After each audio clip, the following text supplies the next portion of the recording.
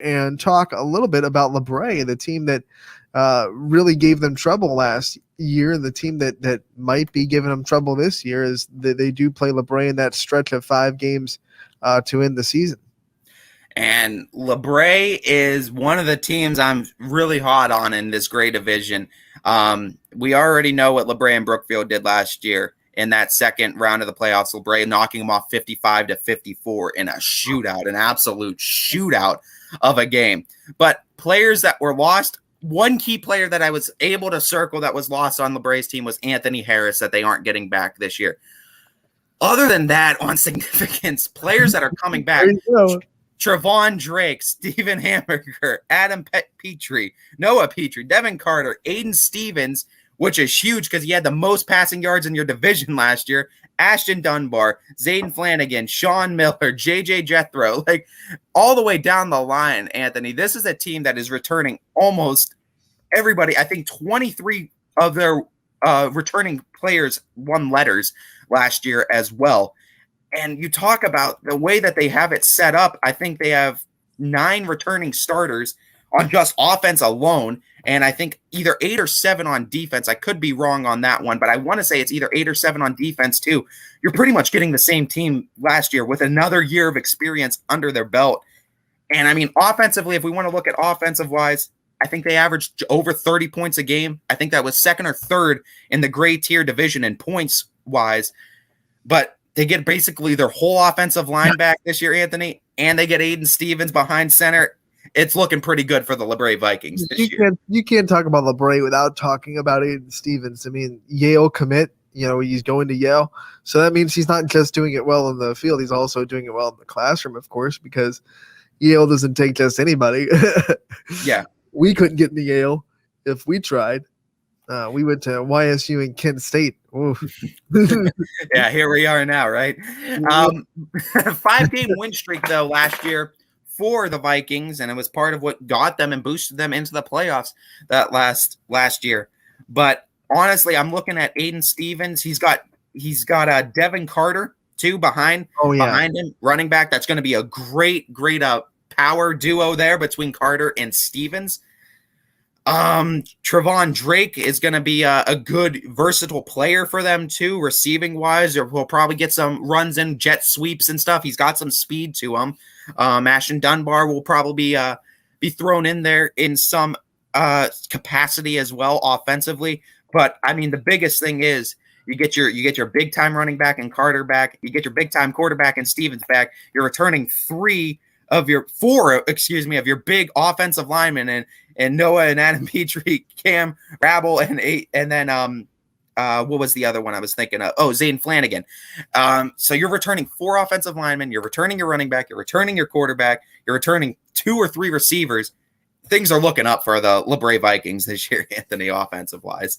And obviously want to remind everyone the comments are open. So if you want to talk about MVAC football or anything really, comments are live at any platform you're watching, Facebook, YouTube, Twitter, or Twitch. You can also call into the MPV Bow Heating and Air Conditioning fan line at 330-886-0813. And, LaBrae, their offense, no question. Their defense was lackluster a little bit last year, but they're returning everyone on defense too. So, I mean, what kind of things can you say about their defense that you think might improve them? I mean, if they hold teams to even 20 points a game with that offense, they should be golden. Well, yeah, and I think looking at it, they were averaging over 5 points a game allowed on defense last year. So even getting that down, like you said, 5 points to 20 can turn in another win or 2 as well.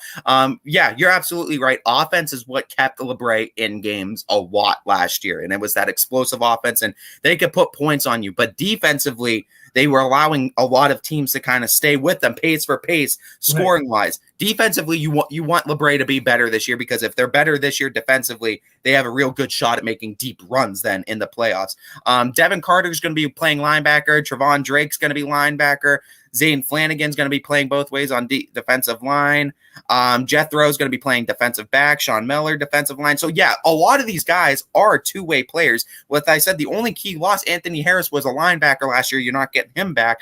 But with the pieces you have, you would hope that you talked enough about defense, or your pounding defense at least a little bit this year and trying to get any sort of improvement on that caliber as you can, because you figure if LaBrae can improve their defense at least a little bit, they're going to be a way better football team, and they were already pretty good last year. Yeah, I think it's a great coaching tool to tell your defense, we don't have to be perfect. We don't have to make the perfect play or make every play. Our offense has our back. We just have to give them a little bit more coaching. You just need a couple of stops a game, honestly, at that point, because LaBrae has proven that they can put points up on some of the best defenses around. So they can put points up on the board. You just need some stops from the defense, and it doesn't even need to be a stop every time. It could just be play for 2 or 3 stops this game, or just play for 2 stops in the half. Just play for some stops and take it 1 stop at a time, maybe. But you need to just play for some stops, I think, right now if you're LaBrae, and just try to get that 1, 2, 3 possession lead and try to put teams out that way. Exactly. And when you talk about LaBrae's schedule, what are some games that you have circled as key hinge games that could make or break their season? Well, looking at the schedule, you open up August 20th, home versus Lakeview, 27th at Valley Christian, September 3rd, home versus Keystone, September 10th, home versus Garrettsville Garfield, September 17th, home versus Champion, 24th at Newton Falls, October 1st, home versus Crestview, 8th at Brookfield, October 15th, home versus Liberty, and October 22nd at Campbell Memorial. So the LaBrae Vikings, looking at that, I mean, the first game I'm going October 8th at Brookfield, because everybody wants to see that matchup again. Pretty much both teams are getting almost just about everyone back too. So I mean, it's going to be a great game. Everyone's hoping for another 55-54 barn burner that where Brookfield tries to go for 2 and tries to win the game at the last second, but. And you might just see that too. It took forever too. I mean, it was just like it kept going. The nice thing about it, it's October 8th, so early October, 50-50 on what kind of weather you're really going to get. Is it going to be warmer? Is it going to be colder? What are you going to get? Are you going to see more passing? Could it be rain? Could it be snow? It could be pretty much anything October 8th in Ohio. But no, that definitely is a game that I think everybody has circled after that playoff game last year. They want to see these 2 teams again. And if you have a ticket to go pretty much anywhere October 8th and you're in that Brookfield area, I'd go see LaBrae and Brookfield, because you're about to see fireworks. And then how about they open the conference schedule with an opportunity to really make a statement? I think everyone thinks that Garfield is going to come in and really plant their flag into this conference because of how good they've been. They open the conference with beating Garfield, and everyone's on notice. Yeah, I mean, like you said, conference play starts September 10th, Garrettsville Garfield at home. Another tough game, like you said, conference, just joining the conference and joining the division is Garrettsville Garfield. So they're going to be able to create new matchups and new rivalries with these teams. And this might be the team. You might be looking really at 3-team race between Garrettsville, Garfield, LaBrae, and Brookfield this season. Obviously, we don't know what Crestview's we're going to do. We don't know what the teams that on the Rebels. Yeah. And these teams that were down low are going to come back up. This is going to be a very, very tough division, I think, because every single one of these teams is a team that can take drastic improvements. Every single one of these teams won at least a game last year, too, out of a minimum of 6. Some played 6, some played more, but they've at least won a game. So they have a good enough team. Some are younger than others, some are older than others, but these are good quality football teams that can win games. And it's just all about some need to take that next step. Some are taking a step back, but everyone in this division, it's going to be a gauntlet to try to get through it. I'm excited. Then they close the season with Liberty and Camel, who are going to be very important because we expect those teams to be kind of bunched together. Camel, Liberty. And I tell you what, October 8th at Brookfield, and then it follows with Liberty at Campbell.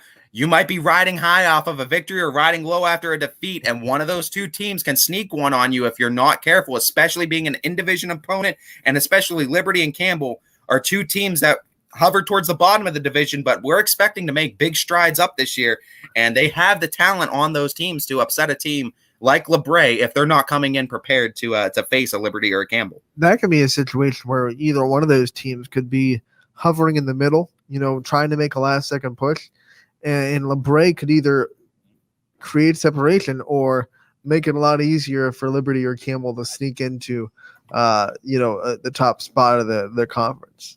Yeah, I absolutely agree with you. And I think playoff implications could be on the line, especially during those last 3 weeks of the season. And I mean, I think that Brookfield and that LaBrae game is going to send a ripple effect through the division. And it's really going to play out what we should expect to see, or give us at least a foundation of what we can expect to see coming out of that great division of the MVAC, because I think that's going to change a lot of things up, whoever loses that game between LaBrae and Brookfield late in the season. Not too much of a bold prediction, but I will say that LaBrae will have the highest scoring offense in the MVAC. I think, and if you have them, Brookfield might be right under them too, hot on their tail, because Brookfield's got a pretty solid offense up there as well. LaBrae's offense is going to be so hard to stop that once again their key is going to be, can they make a couple stops a game and give their offense, you give that offense 14 points and you're golden. You give them a little bit of cushion, a couple of key stops, maybe force a couple of turnovers, and you can really run away with the game quick. You could be down to LaBrae 21-0 before you can blink. Even if you don't get stops, even if you just hold teams to field goals instead of touchdowns, that works just as effectively if you're LaBrae too, with the offense you have. That's interesting, because a lot of teams, you get down to the 15, 10-yard line, you'll settle for a field goal. Against LaBrae, teams might not, because you settle for a field goal against offense like that, you're basically digging your own grave. Well, yeah, because you settle for a field goal, now you're only down 4, but then they go right back down. Now you're down 11, and now you got to play catch up even more now. We might see more 4th down and goals being taken against LaBrae than a lot of other teams in the area. I mean, you might have to. You might not settle for field goals at all. What team sets that precedent, though, is going to be interesting. Are they going to come out of the gates week 1 and do it against LaBrae, or are they going to wait a few, see how it plays out, and then just start trying to attack and be more aggressive? Because I agree with you. You're going to need to be aggressive to beat this LaBrae team, because this LaBrae team's offense knows nothing but aggressiveness.